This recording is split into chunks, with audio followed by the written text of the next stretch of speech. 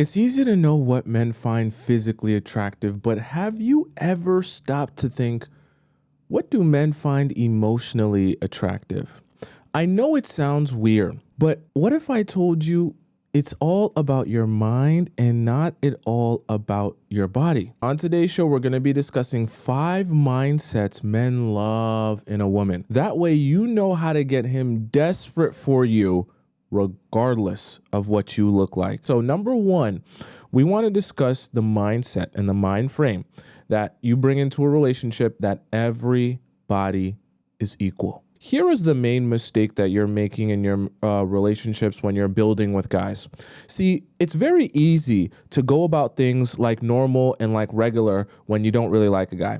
A guy that's not that interesting that asks you out on a date, you might go out on this date because, you have nothing better to do. If you like him, it doesn't really matter. If he's cool, it doesn't really matter. You don't really care how you present yourself. You're just like, cool, if you want to take me out on a date, sure, you can take me out on a date. And he does all this work to try to impress you throughout the date. And you're sitting here thinking to yourself, regardless of whether you do backflips or front flips, it's not really going to make me like you anymore. But sure, go on. When you really like a guy or you meet a guy that you identify as someone that you really want this to work with, where does your mind go when you start thinking that way? You start thinking to yourself, okay, because I'll never again be able to find someone as amazing as you, I'm going to give you special treatment. I'm going to make exceptions to my regular everyday rules that I wouldn't regularly make for any normal guy or any guy that I'm talking to or in a relationship with that I might not like that much.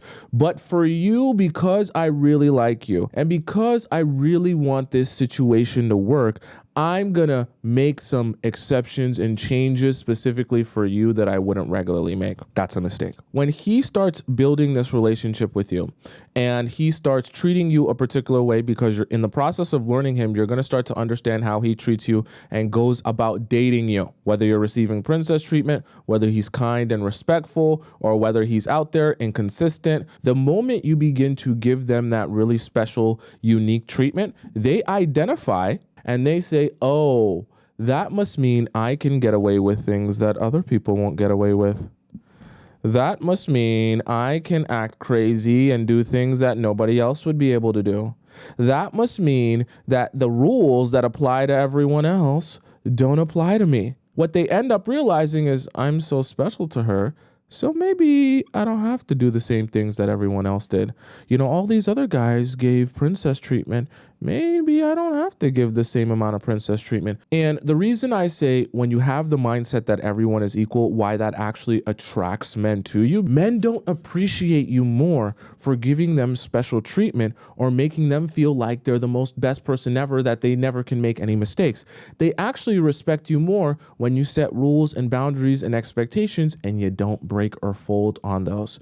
Because what that subconsciously communicates to them is, if it's hard for me, then it's probably been hard for a whole lot of other people as well. And if it's hard for everyone as well, that must mean there's a lot of value here. It's the same reason business is all predicated on demand and supply and balancing demand and supply, because when something is readily available to everyone whenever they want it, it doesn't make it seem very valuable. And one of the ways to balance that is to approach your relationships with the mindset that everyone is equal, meaning I have boundaries and standards for my relationships and specifically how I will be treated by any man who is going to get access to me.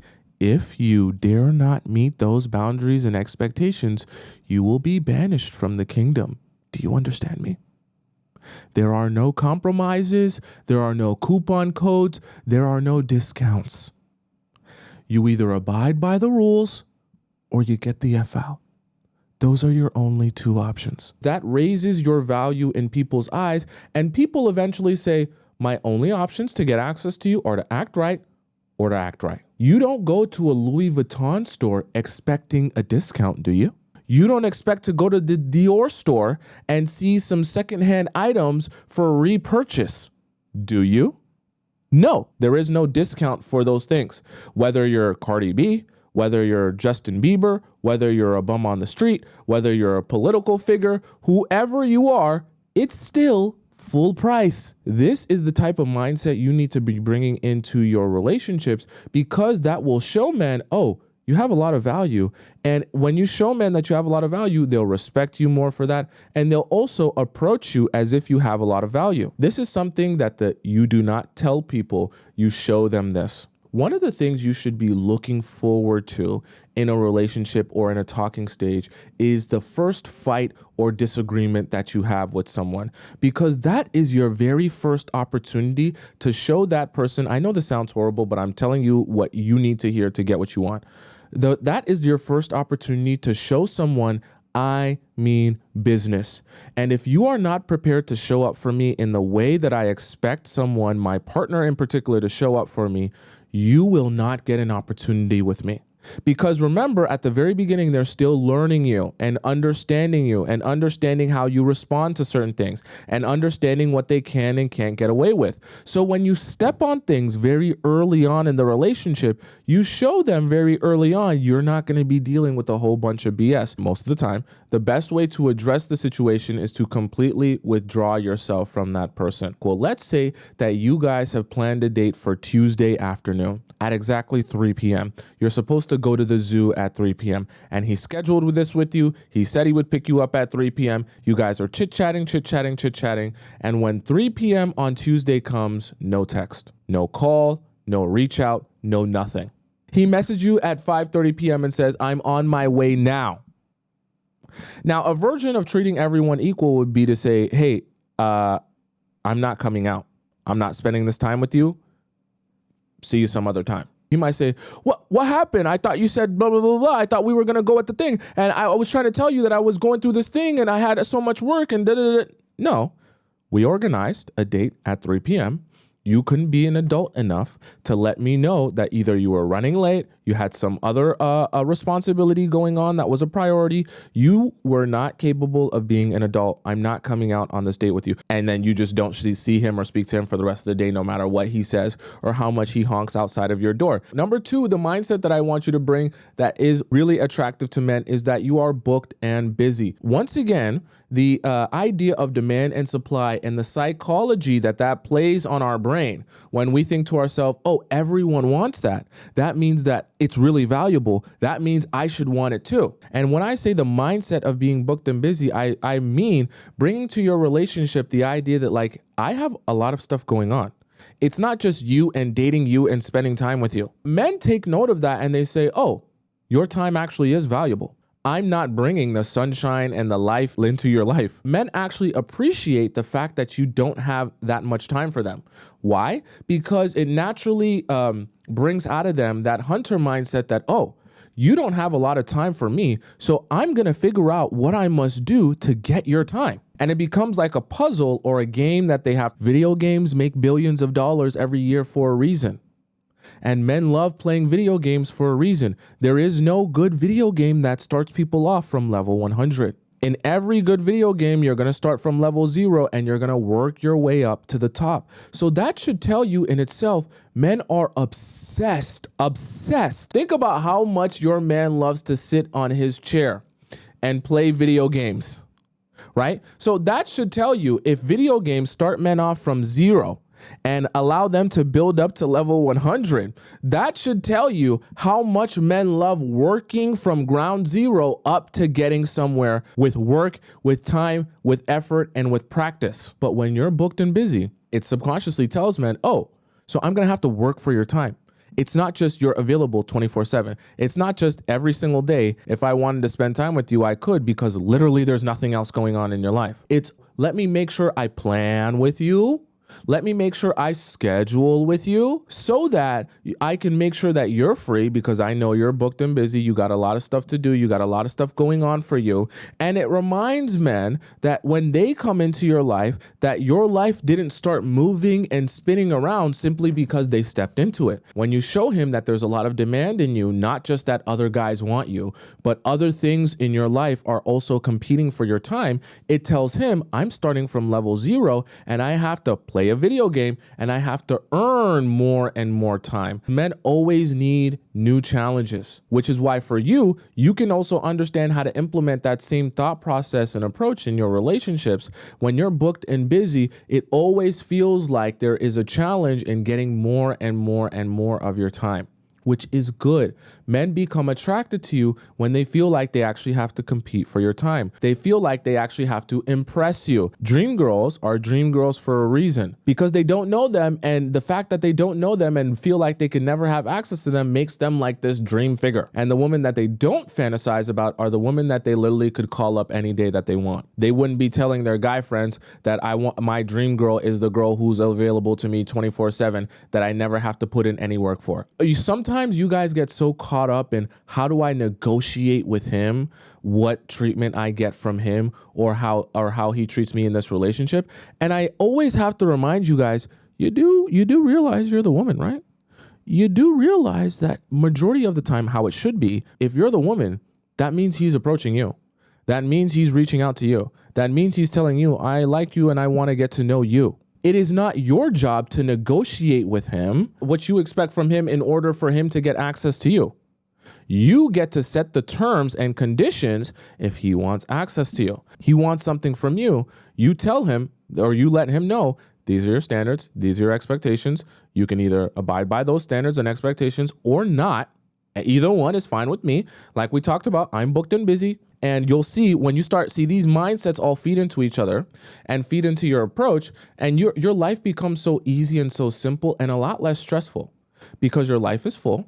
And you say to yourself, I'm only here to get treated a particular way by a particular type of man who shows themselves to be what I'm looking for. If that's not you, that's perfectly fine. I don't have a problem with that. That will be someone. There's lots of people in line here prepared to do what's necessary to get access to me. And if it's not you, perfectly fine. You can go find someone else. I promise you, when you approach relationships with that mindset, you'll see a drastic difference in the way the men approach you. Because it's not just something that people see, there's something that people feel from you. They begin to conform and adjust themselves to be what you need and what you're looking for.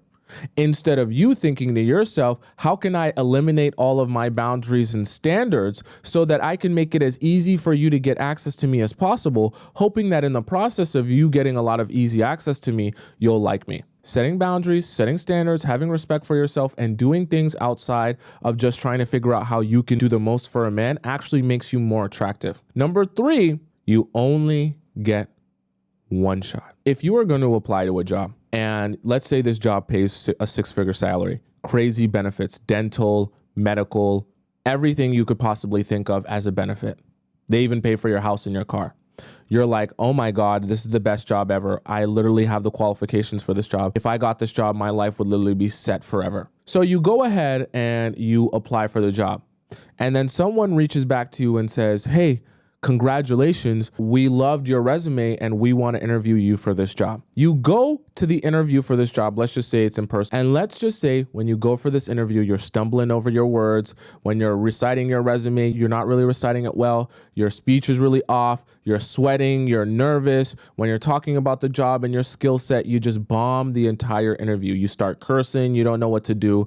The whole interview goes horribly. When you walk out of that interview and you've bombed that interview, are you going to call the hiring manager up after that interview and say, hey, hiring manager, I want to let you know I was having a bad hair day and a bad outfit day and a bad everything day. I didn't get my vitamins. I was just feeling like garbage. And I was wondering, hiring manager, could you be so kind as to give me another opportunity to interview for this amazing job? And I know that I bombed the first interview, but I would love to be able to redo my interview. Would you call the hiring manager back and ask them for a second interview? Or would you say to yourself, I bombed the interview. That's probably it for me. The reason that I asked that question is because you understand that there are no second chance interviews, which is why you wouldn't even bother asking for a second chance interview. When you understand that you're only going to get one shot at something, it becomes that much more important and urgent for you to get it right the first time. However, if I were to tell you that on that same interview, before you went to go interview, that you actually have at least 10 shots to get this right and you can still get the job, well, how much pressure do you think is going to be on you for that first interview? Probably not a lot. When you bring the mindset into your relationships that each and every man gets treated equal, but even more importantly than that, you get one shot to do this the right way. a zero tolerance for BS. The best way to be attractive to men is to be a drill sergeant. Not to be a maid scrubbing your sponge on the floor squeaky clean, trying to figure out how you can wash the pans, how you can do the dishes, how you can clean the stove. Because men don't end up respecting you for doing all of those things for them. They only end up overlooking you while you're on your hands and knees scrubbing the floor at someone else who they want to pay all of their attention and time to. Always the most attractive version of yourself is someone that is firm in your stance and approaching your relationships with the mindset that everyone that is going to have access to me gets one shot to show me what they got. You're on this date with me. That's great. You're showing yourself so far to be someone I like. That's awesome. However, if you start messing up so crazy, you start disrespecting me so crazy, you start being inconsistent with me so crazy, you want to disappear for 1 month, don't you dare think you're going to come right back and things are going to resume just because you apologize. Do you get to call in sick for 3 months and keep your job? Do you just get to walk back into the office and resume your job like nothing happened? So if people don't get to do that for jobs that pay minimum wage, why are you allowing men to do that with your life? Is your life not more valuable than a minimum wage job? So why are you allowing people to walk in and out of your life willy-nilly as they feel like it and get multiple opportunities to only mess up and make the same mistakes over again? Because he's a little bit better looking than all the other guys you usually dated? Why? Because you want to make exceptions for this man that you haven't made for other men? Because when guys understand and start to feel from you that they're going to be able to get multiple opportunities out of you, they will do that. They will take this opportunity to utilize their multiple opportunities. And they, like, same way when we talked about with the job interview, they won't approach it with a sense of urgency. They won't approach it like it's serious. They won't approach it like this is their only opportunity to do the right thing. They'll approach it as, if I make a mistake today, I can make a mistake tomorrow, I can make a mistake the next day, and I can just keep making mistakes and keep coming back. You should be thinking in your mind, when you start dating someone, you get one opportunity to do this right. And if you don't utilize that opportunity the right way, you're cooked. I'll find someone else who is taking it seriously, that knows what to do and knows how to treat me. When you start to adopt these mindsets, not only do you become more attractive to men, but you also make your life so much more simple. And you become so much more happy and peaceful in your life because your life is so simple.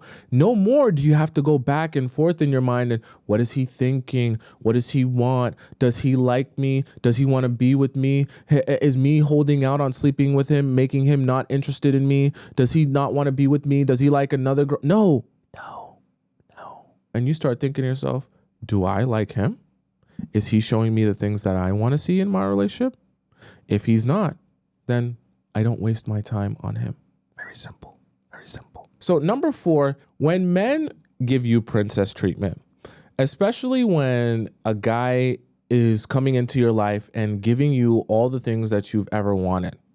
He's, holding doors open for you. He's paying for dinners. He's getting you gifts. He's being so respectful to you. He's understanding. He's patient with you. I do want you to appreciate people when they treat you right. But here is the thing. One of the mistakes you can make is that when someone starts treating you well, like you've always wanted, you start to make them feel like this is something brand new for you, that you've never experienced and could never fathom being treated this well. I want you to approach your relationships with the mindset that being treated like a princess is nothing new. Not because that it's best for you to be arrogant and cocky. When you start acting like every man in my life has treated me like a piece of garbage on the street and stepped on me and squished me, but you're the first man to actually pay attention to me, take care of me, and treat me right, I know that you're just trying to communicate how you really feel. But when men are absorbing that from you,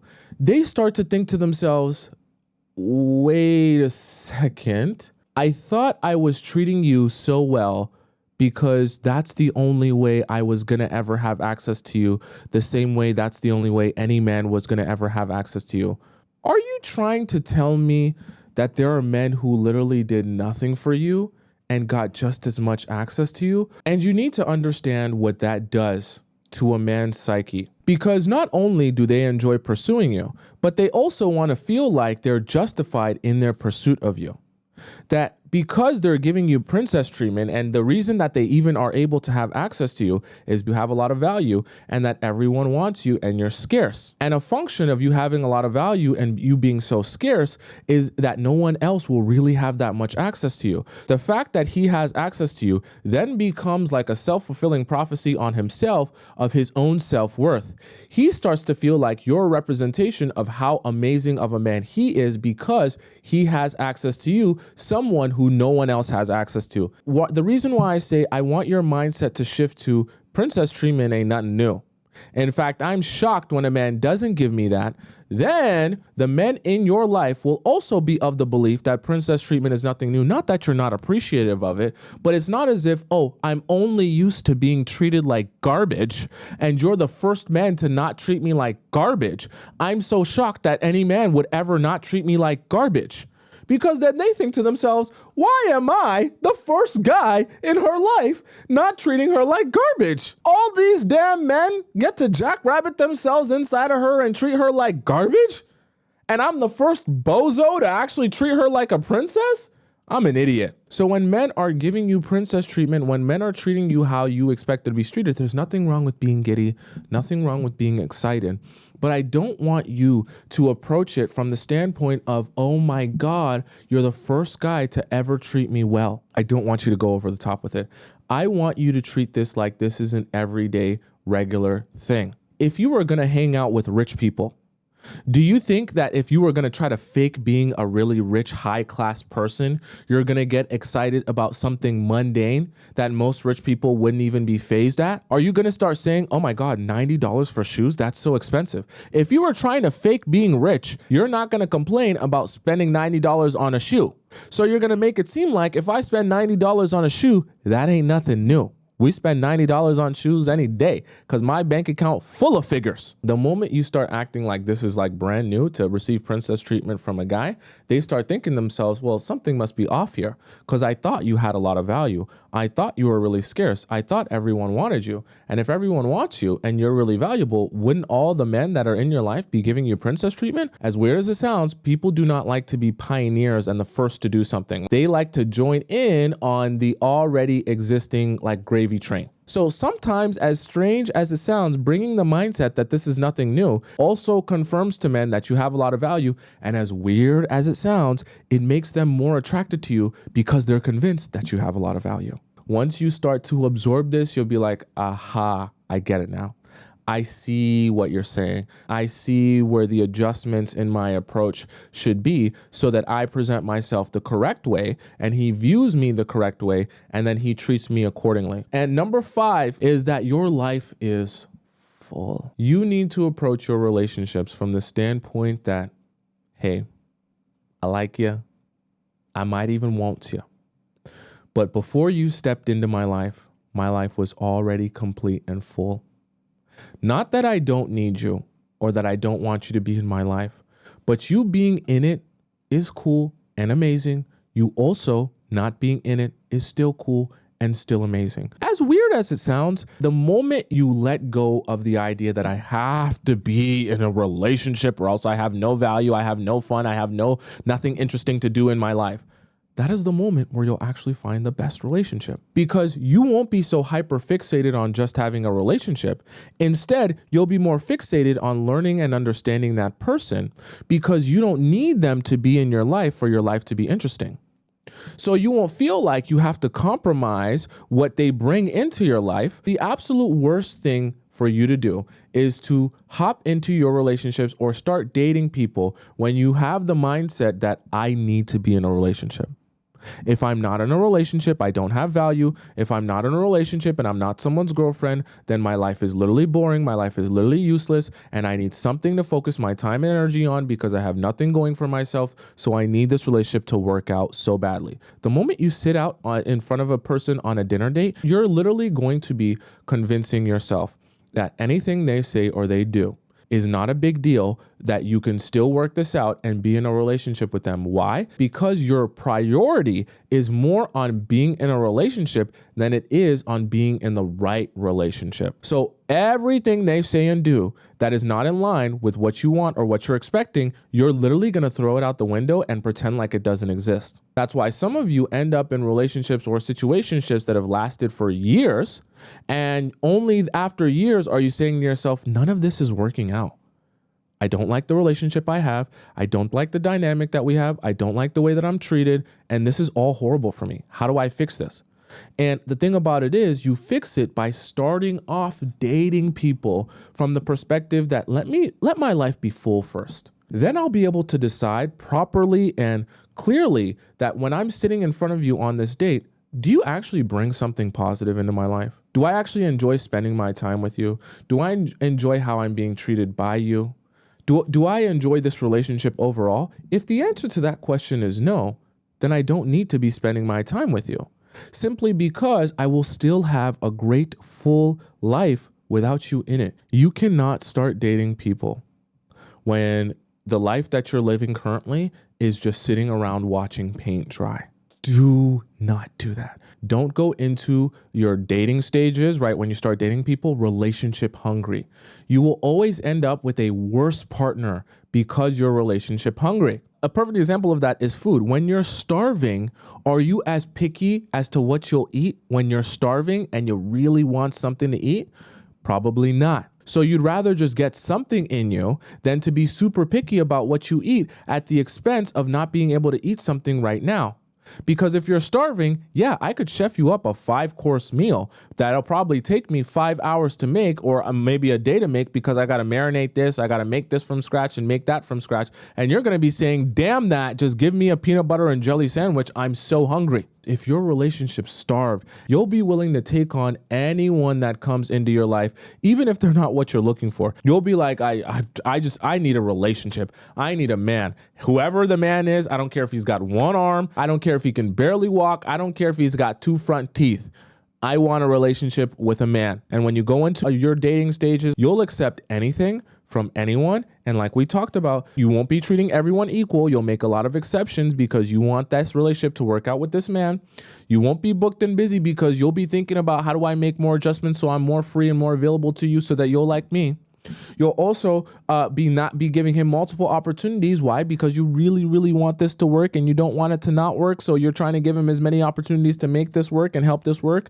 And you'll be desperate for him and for him to treat you right. And finally, for someone to treat you not like garbage. So this won't be like nothing new to you. Okay. So all of these things kind of work together and they intertwine into each other. And why this particular mindset will not only make you more attractive to men, but make you more secure in yourself, which in turn makes you more attractive to men. And as those men continue to pursue you, you get more of what you want and you spend less time compromising with men who are the ones approaching you. Never, ever, ever forget that you as the woman are the person being approached. You should be the one being approached. You shouldn't be going up to guys and approaching them and asking them out. It then is your job to say, okay, I'm going to analyze and decide on whether or not you're going to get access to me. It's not your job to compromise and negotiate with him on what it takes to get access to you. You get to set the rules. You get to set the standards. You get to set the expectations. Don't let people come into your life, especially the guys, and convince you that high value men don't pursue women. It's a trap and it's a trick that the men have used now to get you of the belief that it is your job to do the pursuing. High value men do pursue the woman that they want. Now, they don't chase around every single woman all over the place all the time, but they do pursue the woman that they actually want. Only a certain category of men will try to get you to believe in that so that you will start pursuing men in your life and hopefully you'll start pursuing them that they don't have to do any work. It's just a load of garbage. And never forget that you're in a position of power if you are what that man wants.